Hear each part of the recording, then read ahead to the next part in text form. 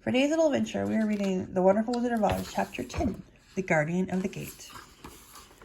It was some time before the Cowardly Lion awakened, for he had lain among the poppies a long while, breathing in the air deeply in their deadly fragrance. But when he did open his eyes and roll off the truck, he was very glad to find himself still alive.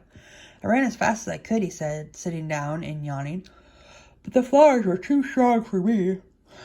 "How did you get me out?" And they told him of the field mice and how they had generously saved him from death. And the Cowardly Lion laughed and said, "I have always thought myself very big and terrible, yet such small things as flowers came near to killing me.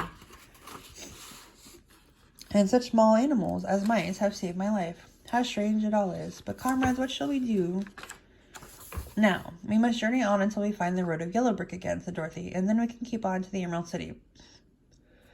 So the lion began, fully refreshed and feeling quite himself again. They all started upon the journey, greatly enjoying the walk through the soft, fresh grass, and it was not long before they reached the road of yellow brick and turned again toward the Emerald City where the great Oz dwelt. The road was smooth and well paved now, and the country about was beautiful, so that the travelers rejoiced in leaving the forest far behind, and with it the many dangers they had met in its gloomy shades. Once more, they could see fences built beside the road, but these were painted green, and when they came to a small house in which a farmer evidently lived that also was painted green, they passed by several of these houses during the afternoon, and sometimes people came to the doors and looked at them as if they would like to ask questions, but no one came near them nor spoke to them because of the great lion, of which they were much afraid. The people were all dressed in clothing of a lovely emerald green color and wore peaked hats like those of the Munchkins. "This must be the land of Oz," said Dorothy, "and we're surely getting near the Emerald City." "Yes," answered the Scarecrow, "everything is green here, while in the country of the Munchkins blue was the favorite color. But the people do not seem to be as friendly as the Munchkins, and I'm afraid we shall be unable to find a place to pass the night." "I should like something to eat besides fruit," said the girl, "and I'm sure Toto is nearly starved. Let us stop to the next house and talk to the people." So when they came to a good-sized farm, Dorothy walked boldly up to the door and knocked. A woman opened it just far enough to look out and said, "What do you want, child, and why is that great lion with you?" "We wish to pass the night with you if you will allow us," answered Dorothy, "and the lion is my friend and comrade. I would not hurt you for the world."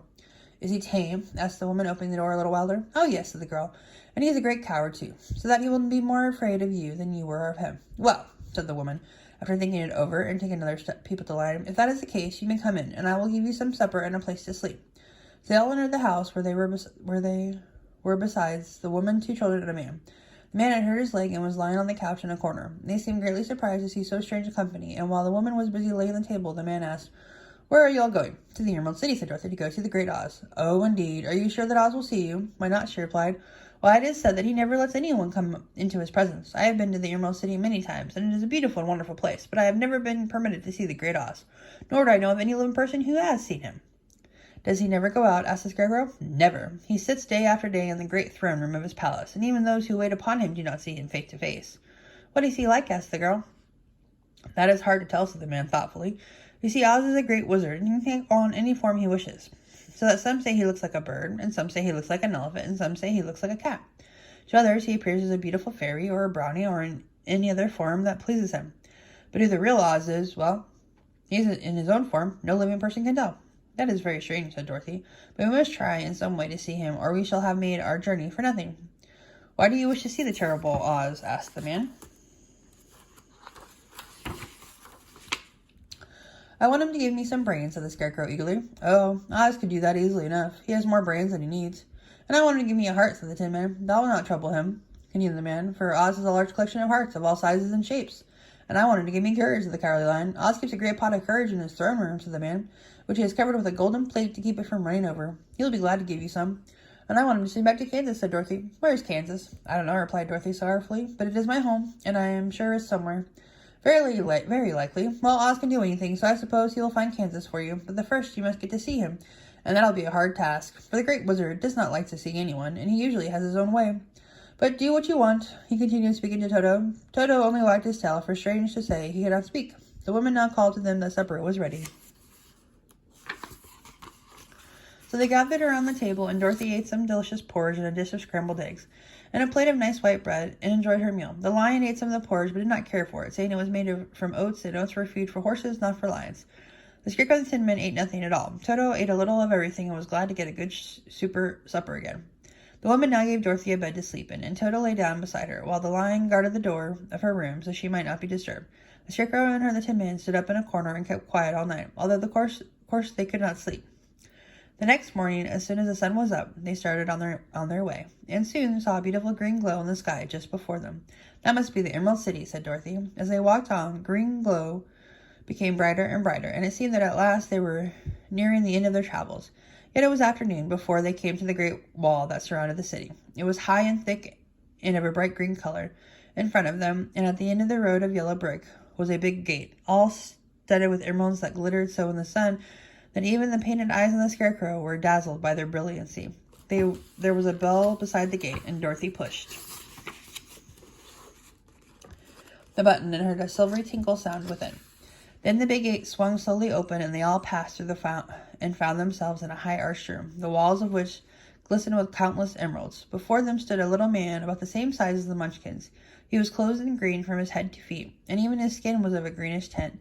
At his side was a large green box. When he saw Dorothy and her companions, the man said, "What do you wish in the Emerald City?" "We came here to see the Great Oz," said Dorothy. The man was so surprised at the answer that he sat down to think it over. "It has been many years since anyone asked me to see Oz," he said, shaking his head in perplexity. "He is powerful and terrible, and if you come on an idle or foolish errand to bother the wise reflections of the great wizard, he might be angry and destroy you all in an instant." "But it is not a foolish errand, nor an idle one," replied the Scarecrow. "It is important, and we have been told that the Oz is a good wizard." "So he is," said the Green Man, "and he rules the Emerald City wisely and well. But to those who are not honest or who approach him from curiosity, he is most terrible, and few have ever dared to ask to see his face. I am the guardian of the gates, and since you demand to see the Great Oz, I must take you to his palace. But first, you must put on the spectacles." "Why?" asked Dorothy. "Because if you do not wear spectacles, the brightness and color of the Emerald City would blind you. Even those who live in the city must wear spectacles night and day. They are all locked on, for Oz so ordered it when the city was first built, and I have the only key that will unlock them." He opened the big box, and Dorothy saw that it was filled with spectacles of every size and shape. All of them had green glasses in them. The guardian of the gates found a pair that would just fit Dorothy and put them over her eyes. There were 2 golden bands fastened to them, and they passed around the back of her head, where they were locked together by the little key that was at the end of a chain the guardian of the gates wore around his neck. When they were on, Dorothy could not take them off. Off had she wished, but of course she did not want to be blinded by the glare of the Emerald City, so she said nothing. Then the Green Man fitted spectacles for the Scarecrow and the Tin Woodman and the Lion, and even on little Toto, and all were locked fast with the key. Then the guardian of the gates put on his own glasses and told them he was ready to show them to the palace. Taking a big golden key from a peg on the wall, he opened another gate, and they all followed him through the portal into the streets of the Emerald City.